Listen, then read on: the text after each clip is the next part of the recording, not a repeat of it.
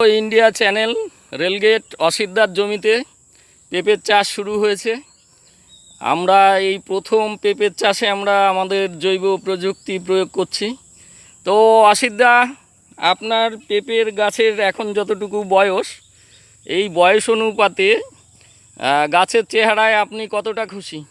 আমি খুবই খুশি।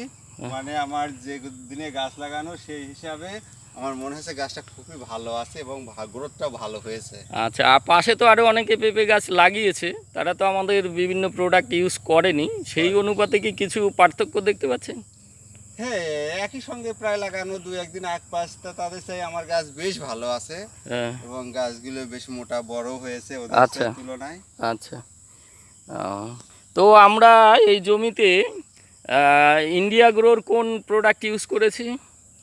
এখানে ভুয়াস্ত্র দিয়েছি, গ্রো ম্যাজিক দিয়েছি, মাই স্প্রে দিয়েছি, আর ওই যে জলের সঙ্গে ওই যে মডিফাইটাও দিয়েছি। তো আপনার প্র্যাকটিক্যাল সবাইকে রিকোয়েস্ট করব, রাস্তার ধারে 34 ন্যাশনাল হাইওয়ের ধারে আমাদের অসিদ্দার জমি।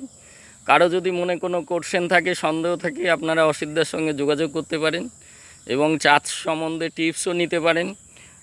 এবং দাদার জমিগুলো দেখে, পাশের জমিগুলো দেখে ইন্ডিয়া গ্রোর প্রোডাক্ট সম্বন্ধে আপনারা যথেষ্ট, আমি বলবো, নলেজ পাবেন এবং প্রোডাক্ট যে কতটা কার্যকরী চাষিদের সঙ্গে সরাসরি কথা বললেও বলতে পারবেন, বুঝতে পারবেন। থ্যাংক ইউ সবাইকে।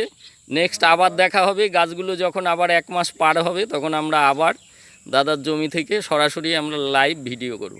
থ্যাংক ইউ দাদা, আপনাকে অশেষ ধন্যবাদ। আপনাকেও ধন্যবাদ।